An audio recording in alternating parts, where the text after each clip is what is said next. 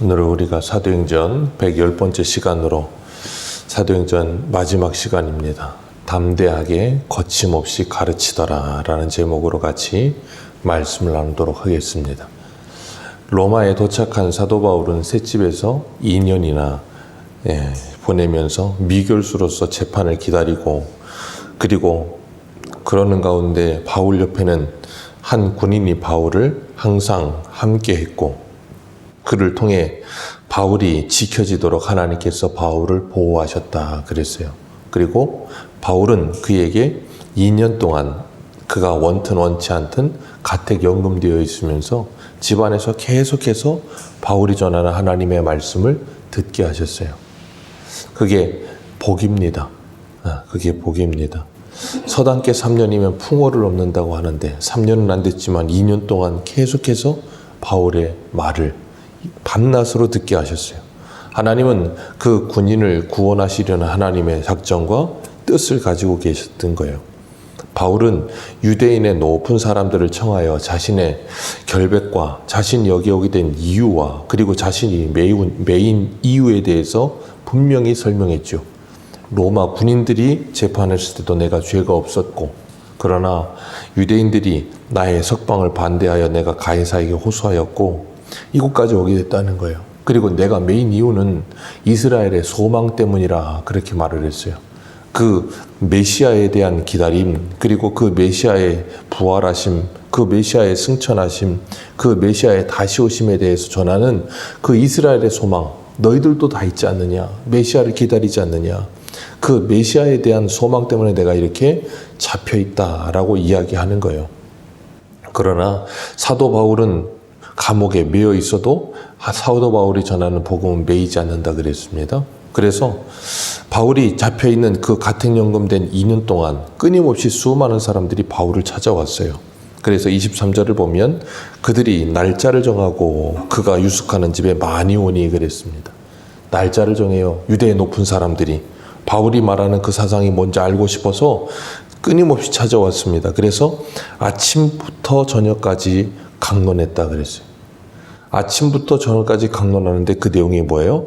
하나님의 나라를 증언하고 모세와 율법과 선지자의 말을 가지고 예수에 대하여 권하더라 그랬습니다.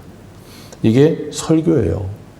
예수님이 누가복음 24장에 십자가에 죽으시고 부활하신 후에 엠마오로 내려가는 두 제자에게 찾아오시죠. 그리고 두 제자에게 찾아오셔서 그들과 대화하시면서 모세와 모든 선지자의 글로 시작하여 모든 성경에 쓴 바 자기에 관한 것을 자세히 설명하시니라. 예수님이 먼저 제자들에게 이렇게 가르치셨습니다. 성경을 풀어서 가르치셨고 그것이 무슨 의미를 가지고 있는지를 깨닫게 하셨어요. 오늘 우리도 마찬가지죠. 목회자들이 신약을 가지고 구약을 해석하면서 구약에 나타나신 그리스도, 그리고 다시 오실 그리스도를 우리가 신구약을 통해서 전하고 있는 거죠. 초림의 주님과 재림의 주님과, 그리고 주님께서 지금 우리와 함께하고 계심에 대해서 우리는 성경을 통해 배웁니다. 그래서 24절을 보면 바울이 설교하는데 그 말을 들은 사람들이 믿는 사람도 있고 믿지 아니하는 사람도 있다 그랬어요. 참 안타깝죠. 사도 바울을 통해서 말씀을 듣는데도 믿는 사람과 믿지 않는 사람이 있어요. 그건 예수님이 말씀을 전할 때도 마찬가지였습니다. 예수님이 직접 오셔서 말씀을 전하시는데도 믿는 사람과 믿지 않는 사람이 있어요. 스데반 집사가 설교를 하는데도 이를 갈며 돌을 던집니다. 참 안타깝고 복을 발로 차는 사람들이죠. 근데 또 한편으로는 베드로가 설교할 때는 한 번에 3,000명이 회심하기도 하고 5,000명이 회심하기도 하고 두 번 설교에 8,000명이 회심합니다. 그 성령께서 강력하게 역사하시면 어떻게 일어나는지를 또 보여주세요. 그러니까 이건 누가 무엇인가를 대단히 잘해서 어떤 일이 일어나는 게 아니라는 걸 우리에게 가르쳐 주시는 거예요.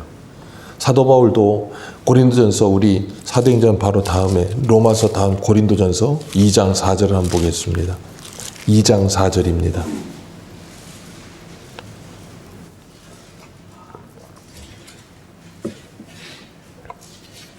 2장 4절과 5절 두 절 같이 읽겠습니다. 시작.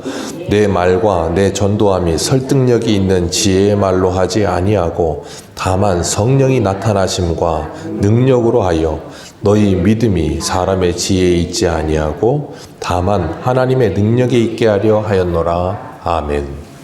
사도 바울도 이렇게 고백을 하고 있어요. 전도는 사람의 설득력이나 지혜의 말로 되는 것이 아니라 성령으로 말미암는 것이다.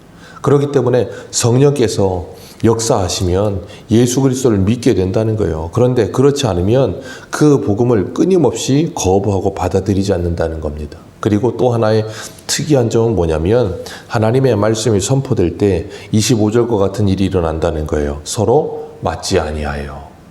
분명히 바울에게 찾아올 때 23절에 그들은 바울에게 찾아올 때만 해도 유대의 높은 사람들로서 유대 공동체 안에 함께하는 사람들이었고 서로 통하는 사람들이었습니다. 서로 잘 맞는 사람들이었어요. 근데 바울에게 와서 바울의 전하는 그 복음을 듣고 나서 믿는 사람과 믿지 않는 사람으로 갈라지게 된 거예요.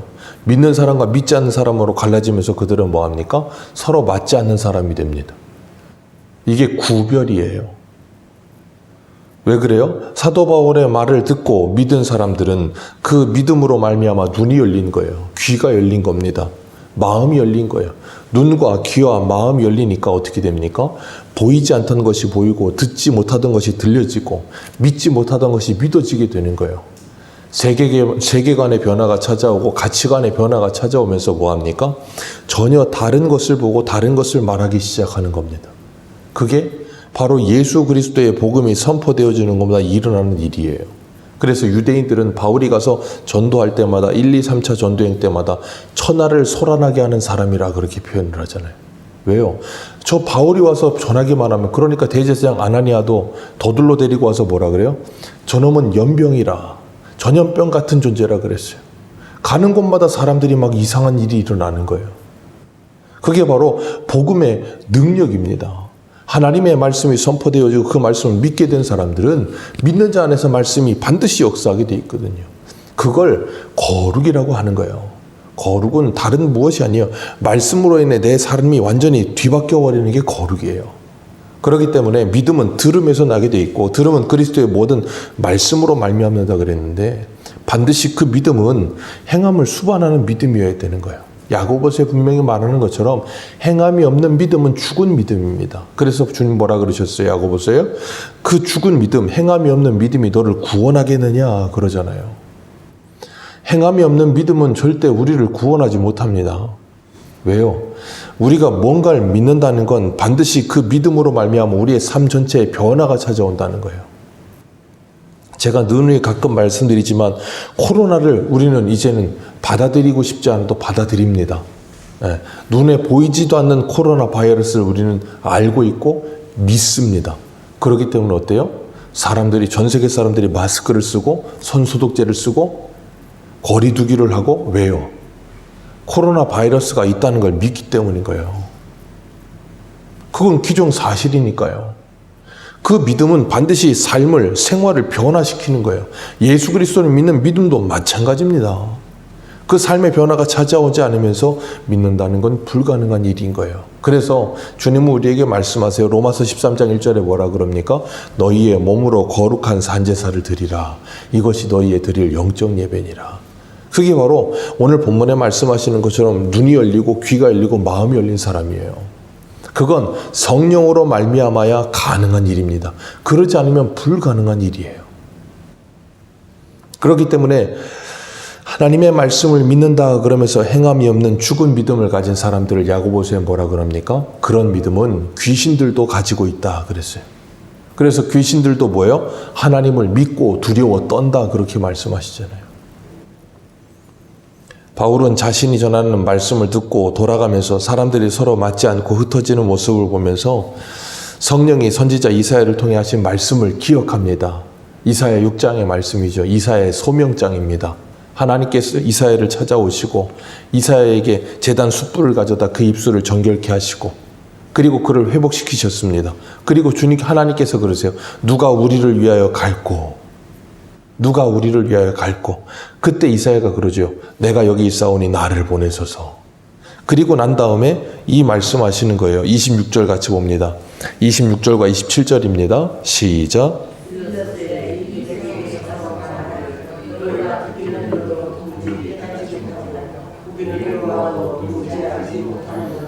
이 백성들의 마음이 우둔하여져서 그 귀로는 듣기가 그 눈은 감았으니 이는 눈으로 보고 귀로 듣고 마음으로 깨달아 돌아오면 내가 고쳐줄까 함이라 하였으나.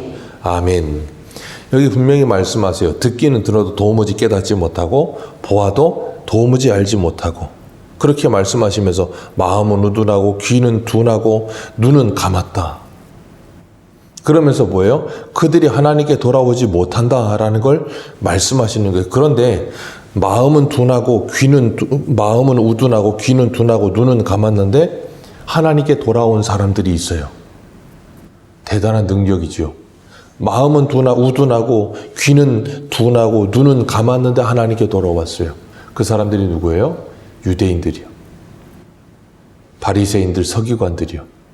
그러니까 요한복음 9장에 주님께서 그러죠. 날 때부터 소경된 사람 고쳐주시면서, 그 바리새인들이 그를 엄청나게 핍박하고 그를 통해서 예수 그리스도를 핍박하니까 뭐라 그러세요? 너희들이 본다고 하니 너희들의 죄가 여전히 그대로 있도다. 너희들이 보지 못한다고 하면 차라리 너희들이 고침받을 수 있을 텐데 본다고 하니 안 된다는 거예요. 듣는다고 하니 안 되는 겁니다. 안다고 하니 안 되는 거예요. 그래서 설교 때 말씀드렸죠.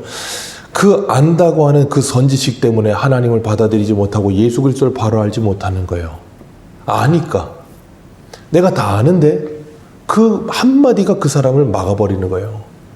그러니까 겸손한 사람은 3살 어린아이에게도 배울 게 있어요. 그런데 그러지 못한 교만한 사람은 어느 누구에게도 배울 게 없는 사람이에요. 그래서 요한복음 5장 39절에 이렇게 말하죠. 너희가 성경에서 영생을 얻는 줄 생각하고 성경을 연구하거니와 이 성경이 곧 내게 대하여 증언하는 것이라. 그러나 너희가 영생을 얻기 위하여 내게 오기를 원하지 아니하는도다. 아멘. 성경에서 영생을 얻는 줄 알아요. 근데 열심히 연구는 합니다. 근데 그 영생이신 예수 그리스도가 눈에 보이는데도 그 예수 그리스도에게는 오지 않는 거예요. 왜요? 눈이 안 보이거든요. 귀가 안 들려요. 그런데도 본다는 거예요. 그러니 그 영생이신 예수 그리스도를 십자가에 죽이는 거예요. 그리고 마태복음 23장에 보면 그 후손들이 뭐라 그래요? 조상들의 비석을 닦고 무덤을 꾸미면서 우리 조상들이 너무 무식하다고, 내가 그때 그랬으면 절대 그 선지자들을 죽이지 않고 그랬을 거라고. 예수님이 뭐라 그러십니까? 너희들이 그 조상들의 후손이라는 걸 증명한다는 거예요. 왜요? 너희들의 조상들이 선지자들을 핍박하고 죽인 것처럼 너희들은 그 선지자들이 말한 실체인 나를 죽이고 있다는 거예요. 얼마나 어리석습니까? 오늘 우리는 하나님의 말씀을 들을 때 그 말씀이 내 삶과 일치하십니까? 아니면 서로 맞지 아니합니까? 서로 맞지 아니할 때 어떻게 반응하십니까? 주님 분명히 이사야 55장에 그러시죠. 나의 생각과 너희의 생각은 다르며 나의 길과 너희의 길은 다르고 나의 계획과 너희의 계획은 다르다는 거예요. 그럼 어떻게 해야 됩니까? 하나님이 우리에게 맞춥니까? 아니요. 우리가 하나님께 맞춰야죠. 그게 자기 부인이고 그게 우리가 매일마다 나와서 기도하는 이유예요. 나의 뜻대로 마옵시고 아버지의 뜻대로 하옵소서라고 기도할 수 있는 이유예요. 그러니까 기독교의 기도는 세상의 모든 종교와는 달라요. 세상의 모든 종교는 자신의 소원을 이루기 위해, 지성이면 감천이라 자신의 소원을 이루기 위해서 간절히 기도하여 신을 움직이는 게 세상의 기도예요. 기독교의 기도는 정반대입니다. 간절히 기도하여 나를 움직여 하나님의 뜻에 나를 맞추는 거예요. 그래서 옛날부터 우리 선조들은 기도의 사람, 말씀의 사람, 기도의 사람, 성령의 사람이라고 부른 거예요. 기도하면 반드시 성령께서 역사하시기 때문에 기도를 올바르게 하는 사람들은 말씀에 따라서 그 말씀과 맞춰지는 삶을 살고 성령의 인도하심을 받는다는 거예요. 그런데 그렇지 않으면 내 뜻대로 인도함을 받아요. 그래서 우리가 주일 오전에 말씀 나눴잖아요. 나의 뜻은 아직 아니지만 너희 뜻은 항상 있다고요. 너희 때는. 그러니까 내 뜻대로, 내 때대로 마음대로 사는 거예요. 뭐 하면서? 기도하면서. 그러니까 기도를 하는, 그러니까 그런 분들이 그렇게 얘기해요. 기도해도 바뀌는 건 없고 기도해도 변하지 않는다. 아니요. 올바로 기도하지 않아서 그런 거예요. 아무리 많이 기도해도 올바로 기도하지 않으면 안 바뀝니다. 시작부터 다른데 어떻게 바뀌겠어요? 그렇기 때문에 우리가 성경을 통해서 기독교가 무엇인지, 하나님이 누구신지, 내 신앙이 뭔지, 신앙생활이 뭔지를 바로 알지 못하면 우리는 시간이 가면 갈수록 더 하나님과 일치하지 않아요. 바울은 2년 동안 자기 셋집에서 오는 사람들을 누구도 거부하지 않고 다 영접하여 하나님의 나라를 전파합니다. 예수님이 승천하시기 전에 사도행전 1장에서 하신 일이죠. 40일 동안 제자들과 함께 하면서 하나님의 나라를 전파하셨어요. 그 하나님의 나라를 전파하고 예수 그리스도에 관한 모든 것을 담대하게 거침없이 가르쳤습니다. 그런 담대함과 거침없이 하나님의 말씀을 전할 수 있었던 이유가 뭐예요? 성령의 역사하심이에요. 그런데 31절을 보면 그렇게 거침없이 가르치더라고 그러고 끝이에요. 굉장히 뭔가 끝맺음이 이상한, 꺼림직한, 끝난 것 같지 않은 끝남, 미완성으로 끝나는 것처럼 보여요. 그 다음에 바울이 어떻게 되는지도 나오지 않고, 그러다 보니까 어떤 분들은 그래서 우리가 오늘날 사도행전 29장을 써내려가야 된다, 뭐 그런 표현을 쓰시기도 합니다. 그런 표현을 왜 하는지, 어떤 의도와 어떤 이 생각으로 하는지는 잘 이해가 됩니다. 예, 바로 우리가 살아가는 모습이 그 다음을 이어 믿음으로 살아가야 된다는 의미이죠. 그러나 그건 성경적 올바른 표현은 아니지만 어찌됐든 우리가 하나님의 말씀을 붙들고 그 말씀을 따라 순종하는 삶을 살면서 말씀에 내가 서로 맞춰져 가는 삶을 살면서 오늘도 우리는 예수 그리스도의 모든 것을 담대하게 거침없이 전하는 삶을 살아야 되는 거예요. 어떻게 담대하게 거침없이 전하며 삽니까? 목사로서 저는 직분이 하나님의 말씀을 가르치는 일이니까 23절의 말씀처럼 하나님의 나라를 증언하고 모세 율법과 선지자들의 글을 가지고 예수 그리스도에 대하여 분명하고 밝히 드러내며 복음을 전하는 것이고, 여러분들은 그 말씀을 듣고 그리고 그 말씀을 가지고 세상에서 입으로 전하기도 하지만 우리의 삶으로의 제사, 우리의 몸으로의 제사로 그들에게 뭐예요? 거침없이 담대하게 예수 그리스도를 비추는 삶을 살아가야 되는 거예요. 이 세상의 유혹과 세상의 핍박과 세상의 위협 앞에 두려워하지 않고 거침없이 담대하게 살아가는 겁니다. 무엇으로요? 믿음으로. 그게 우리가 살아가야 될 이제 우리에게 남겨진 숙제예요. 그걸 위해 우리는 뭐합니까? 오늘도 이 아침에 나와 기도하는 거예요. 나를 붙들어 달라고, 나에게 힘과 은혜를 주시라고. 그래서 내가 거침없이 담대하게 믿음으로 살아가며 주님의 말씀과 맞지 않던 내가 이제는 그 말씀과 일치되어져 가는 삶을 살아갈 수 있게 해달라고 간절히 기도하는 겁니다. 그러는 가운데 우리는 말씀의 사람, 성령의 사람, 그리고 그리스도인으로 살아가게 될 줄로 믿습니다.